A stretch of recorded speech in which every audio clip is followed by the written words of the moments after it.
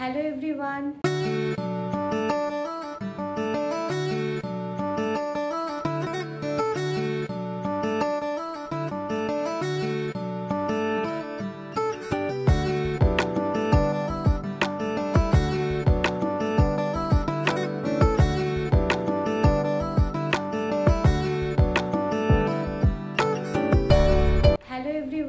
আমি সুদেশনা আমার একটা নতুন ব্লগে সকলকে স্বাগত জানাই। আশা করছি সবাই খুব ভালো আছো, সুস্থ আছো, আর আমরাও খুব ভালো আছি।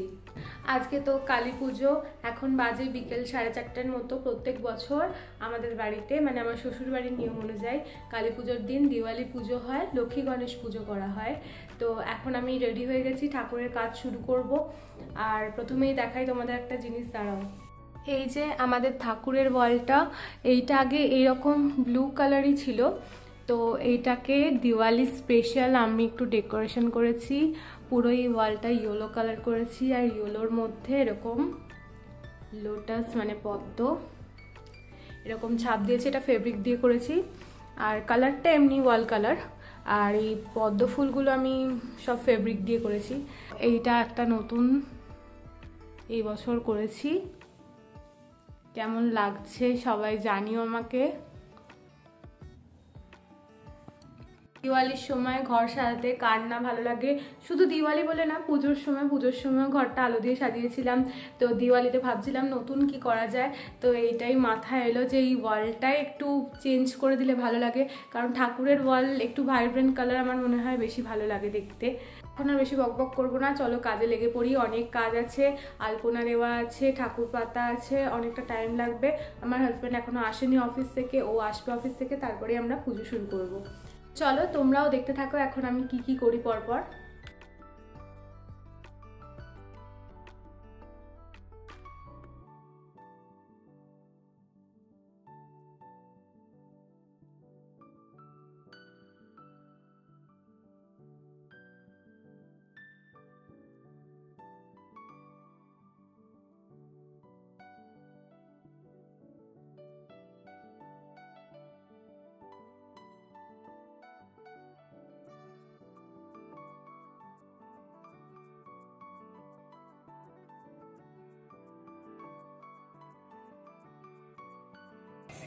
এবারে এই আমার দরজার চৌকাঠটা দেবো।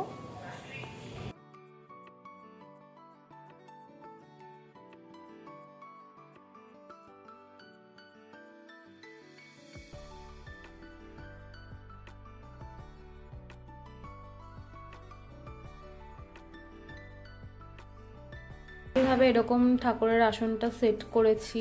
ফুল টুল আনা বাকি আছে, এখনো ফুল আনবে। আর এই সাইড দিয়ে চারপাশ দিয়ে আলপনাটা দিয়ে দিই। এই চারপাশ দিয়ে আলপনাটা দেবো। আলপনায় এই খড়িমাটিটা একটু রং মিশিয়ে নিয়ে কালারটা চেঞ্জ করে নিয়েছে, নাহলে টাইলসে তো ধরবে না রং। খুব সিম্পল ডিজাইনের মধ্যে কিছু করবো, আর কোনো ডিজাইন এখন মাথায় আসছে না। দেখি কেমন করি, দেখতে থাকো।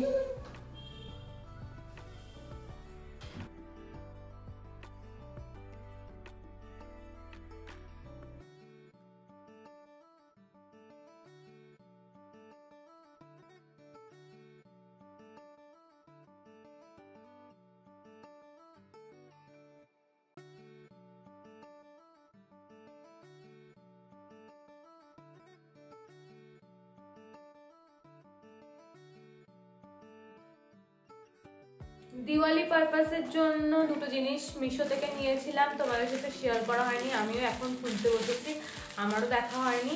তো এই ডেকোরেশনটা করবো বলে এখন বার করছি, তোমাদেরকে দেখাচ্ছি। জন্য এই যেরকম পদ্ম ফুলের এই যে জিনিসগুলো হয় না, এইগুলো কটা অর্ডার করেছিলাম একসাথে। এটা এসছে পাঁচটা এসছে একসাথে, 5টা করে একটা সেট হয়। এইটা একটা অর্ডার করেছিলাম, আর একটা অর্ডার করেছিলাম এই 10টা প্রদীপের সেট আছে। এই জিনিসটা, এটা মাঝখানে একটু ফুল দিয়ে মোমবাতি দিয়ে বসা হয়, আর এটাতে এই সাইডগুলোতে সলতে দিয়েও দেওয়া যাবে। এইটা মিশো থেকে কিনেছিলাম। আর যেগুলো কিনেছিলাম কালকে, যেগুলো কিনেছি দেখাচ্ছি।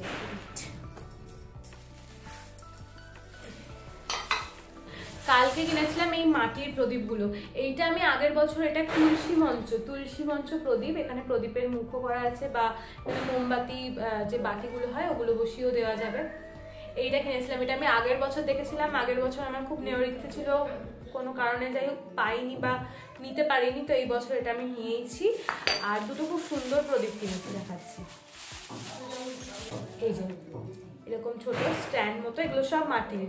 এটা লোকাল দোকান থেকেই কিনেছি, এখানে রাজস্থানীর যে শপগুলো আছে ওইখান থেকে কিনেছি। এইরকম দুটো কিনেছি এরকম। চল এবার ঝটপট সাজিয়ে নিই, অনেক বেলা হয়ে গেছে, প্রায় 6:30টার মতো বাজছে। রেডি করে নিই, হ্যাঁ, তারপরে আসছি আবার। তারপর আমার হাজব্যান্ড বসে পড়েছিল ঘট পাতার জন্য। প্রত্যেক বছর ঠাকুরের ঘরটা ওই পাতে। আর এই যে ঠাকুরের জায়গাটা এরকমভাবে খুব হালকার মধ্যেই সাজিয়েছিলাম, বেশি কিছু গ্যাঞ্জাম করিনি, কারণ আমার একটু হালকাই পছন্দ। বেশি জিনিস দিয়ে ডেকোরেশন আমার খুব একটা ভালো লাগে না, একটু ছিমছামি আমার ভালো লাগে। আর এই যে ও ঘরটা পাচ্ছে এখন ঠাকুরের।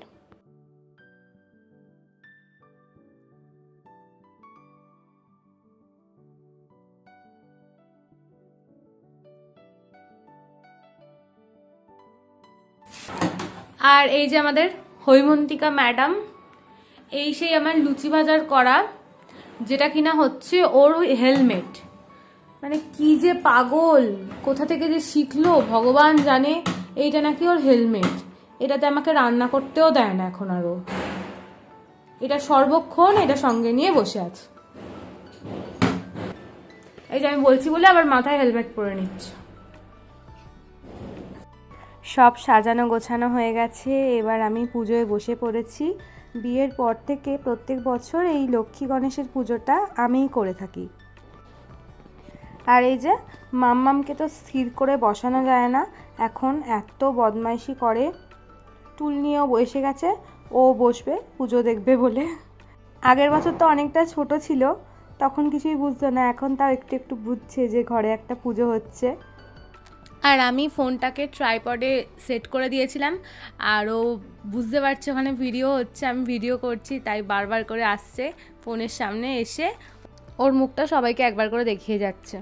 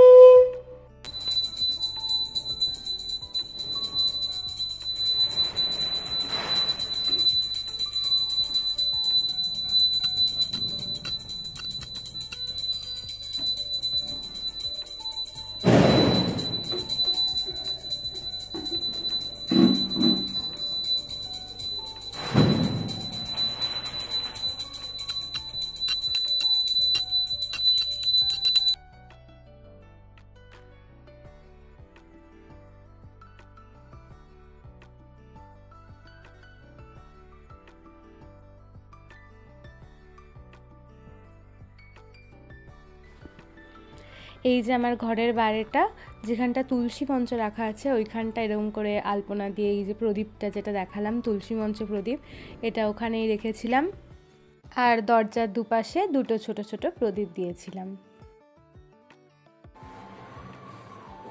আজ একটু কড়াইশুঁটির কচুরি বানাবো, সেই জন্য কড়াইশুঁটির স্টাফিংসটা রেডি করছি। এটা একদম পুরো ড্রাই হবে, নরম থাকলেই ভেতরে পুর ভরে যেই বেলবো অমনি ফেটে যাবে। তাও বেরিয়ে যায়, একদম পারফেক্ট করতে পারি না খুব একটা, একদম শুকনো হবে। আর ততক্ষণ তরকারিগুলো দেখাই তোমাদের। এই হচ্ছে প্রথমে আলুর দম, একটু গ্রেভি করেছি, আমাদের একটু খাবারে গ্রেভি লাগে। এই হচ্ছে আলুর দম, আর এই হচ্ছে ছোলার ডাল। তার সাথে কড়াইশুঁটির কচুরি, আর মিষ্টি তো এখন অনেক রয়েছে ঘরে। আর ভিডিওতে তো আমি বলিনি যে কড়াইশুঁটির এই স্টাফিংসটা কিভাবে রেডি করেছিলাম। তো আমি যেহেতু ফ্রোজেন কড়াইশুঁটি ইউজ করেছি, তো ওটাকে ফ্রিজ থেকে বার করে কিছুক্ষণ বাইরে নর্মাল টেম্পারেচারে রেখে মিক্সিতে ভালো করে পেস্ট করে নিয়েছিলাম। আর তারপর কড়াইতে একটু সর্ষের তেল, একটু কালো জিরে আর হিং ফোড়ন দিয়ে ওই পেস্টটা ঢেলে পরিমাণ মতো চিনি আর নুন দিয়ে ভালো করে মিক্সড করে নিচ্ছিলাম। আর যারা ফ্রোজেন কড়াইশুঁটি ইউজ করবে না, যারা নর্মাল কড়াইশুঁটি ইউজ করবে, তারা একটু আগে সেদ্ধ করে নিলেই ভালো হয়, তাহলে কড়াইশুঁটিটা ভালো নরমও হয়ে যায় আর ওটা খেতে টেস্টটাও খুব ভালো লাগে।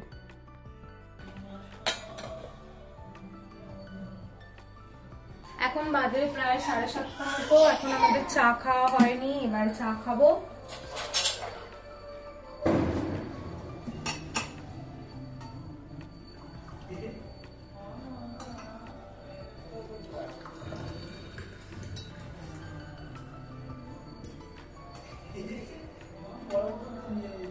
এরপর আবার ঠাকুর দেখতে যাব, জানি না কখন বেরোবো, দেখা যাক কি হয়। পুর একদম রেডি। ময়দা নিয়ে নিয়েছি। আমি ময়দা মাখাতে একটু সবসময় জোয়ান ইউজ করি, জাস্ট এই অল্প পরিমাণ। এটাকে হালকা হাতে ভালো করে মিশিয়ে নিয়ে দিই, দেখেছি একটু টেস্টটা ভালো হয়। তারপর ময়নের জন্য একটু তেল দিয়ে দেবো।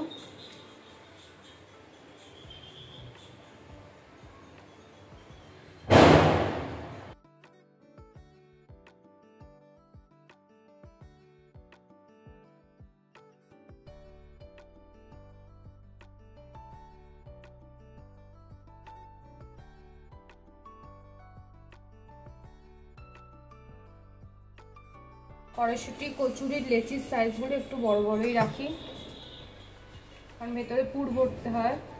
বেশি ছোট করলে আর ওই পুর ভরা যাবে না, এমনিতেও ফেটে যায়, তো ছোট করলে আর দেখতে হবে না।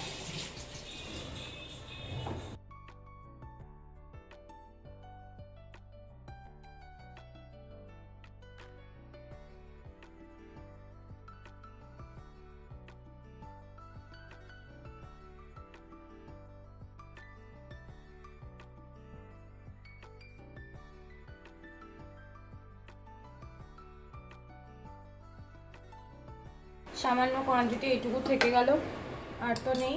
এটা একটু রেখে দিই, এটাতে আবার 5-6টা তো হয়েই যাবে একদিন। লুচি বেলার জন্য একটু তেল নিয়ে নিলাম। আর আমি কিন্তু লুচি হোক কচুরি হোক যাই হোক, আমি সর্ষের তেলেই বেলি। কারণ জানি না কেন, আমাদের বাড়িতে দেখতাম ছোটোবেলা থেকেই সর্ষের তেলেই লুচি বেলা হয়, তো সেই জন্য আমি সর্ষের তেলেই বেলি। এটা কিন্তু খুব হালকা হাতে বেলতে হবে, না হলেই একদম গেল। আর বেশি বড় হবে না, ছোট ছোটই বেলবো। খুব সাবধানের ব্যাপার, কেটে কেটেই গেল।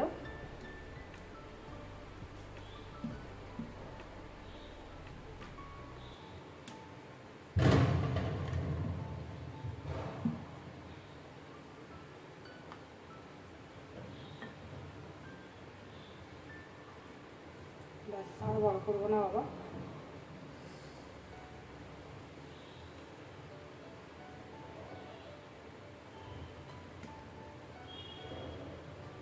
কেমন হচ্ছে যাবে।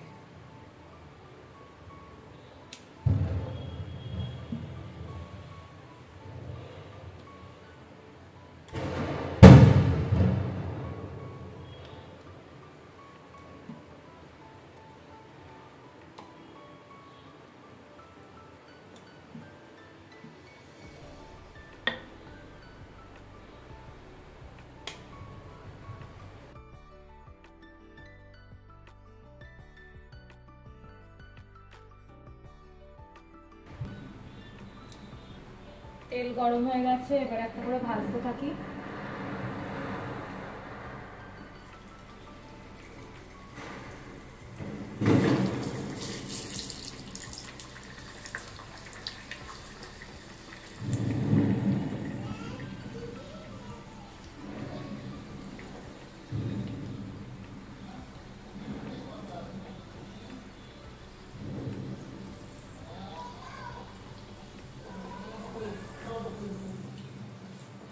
ফুলেছে, তার মানে ফাটেনি।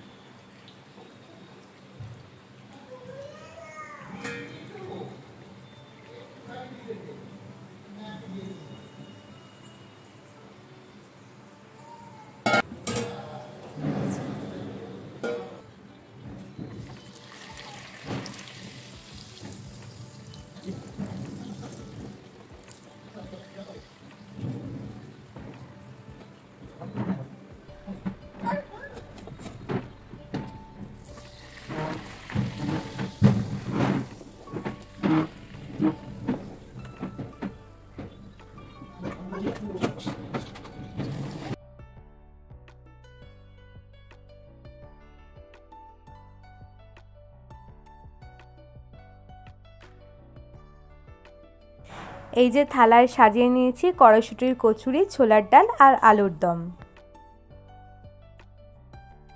রেডি হয়ে গেছি, এখন যাচ্ছি এখানে যে আর বাকি দুটো ঠাকুর আছে সেই দুটো ঠাকুর দেখতে যাচ্ছি। পুজো করে সব কাজ করে বিধ্বস্ত, কিন্তু তাও যেতে হবেই একবার, কারণ কালী পুজো তো বছরে একবারই আসে, একটাই দিন, তো যাই ঘুরে আসি। আমি এই শাড়িটা পরেছি, এই শাড়িটা হচ্ছে ব্ল্যাক। এই শাড়িটা আমার কাকিমা এবারে দুর্গাপুজোয় দিয়েছিল, তো পুজোতে তো আর পরা হয়নি। ভেবেছিলাম নবমীর দিন পরবো, কিন্তু আর পরতে ইচ্ছে হয়নি, তো এইটা একদম নতুন শাড়ি ছিল, তো এই শাড়িটা পরার জন্য আরও আজকে বেরোচ্ছি, না হলে তো আর কোনো অকেশন নেই এখন শাড়ি পরার মতো। আর এমনি রোজ রোজ তো আর শাড়ি পরি না। সবাই জানিও কেমন লাগছে শাড়িটা দেখতে। তো চলো যাওয়া যাক এখন।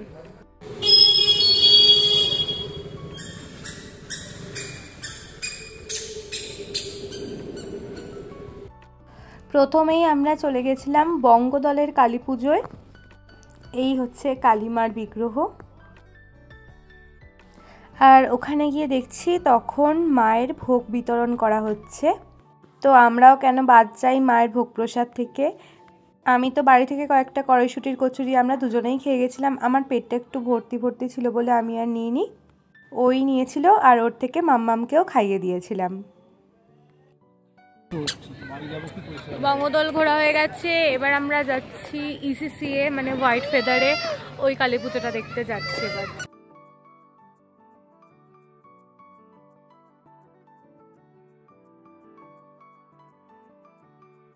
এসে গেছি আমরা হোয়াইট ফেদারে মানে ইসিসিএ মানে ইলেকট্রনিক সিটি কালচারাল অ্যাসোসিয়েশনে।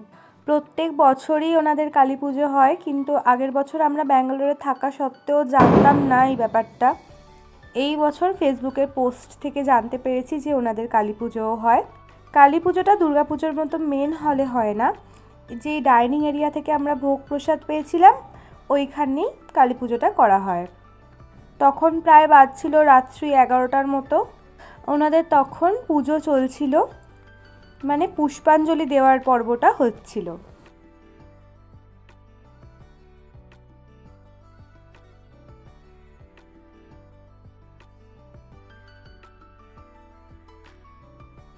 এই যে এবার মায়ের কাছে ভোগ উৎসর্গ করা হচ্ছে, তখন মায়ের ভোগ নিবেদনের যে ভোগ আরতি পুজো, সেই পুজোটা শুরু হবে। আমরা অনেকটা রাত হয়ে গেছিলো বলে আর বেশিক্ষণ দাঁড়াইনি, জাস্ট একটা ছোট্ট ক্লিপিং নিয়ে নিয়েছিলাম। আর দুর্গাপুজোর সময় যেরকম দেখেছিলাম নবমীর দিন যে সব মহিলারা নিয়ে আসেন মায়ের ভোগটা, কালী পুজোতেও দেখলাম সেই নিয়মটাই ওনারা ফলো করছেন। যত কমিটির মহিলার সদস্যরা রয়েছেন তারাই সবাই মায়ের ভোগ নিয়ে আসছিলেন। আর এই ছোট্ট মাঠটাতে দুর্গাপূজাতে প্রচুর ফটো তুলেছি, কালী পুজোতেও ফটো তুলেছি। আর মাম্মাম এখানে একটু নাচ করছিল, কারণ ওখানে ঢাক বাজছিল তখন।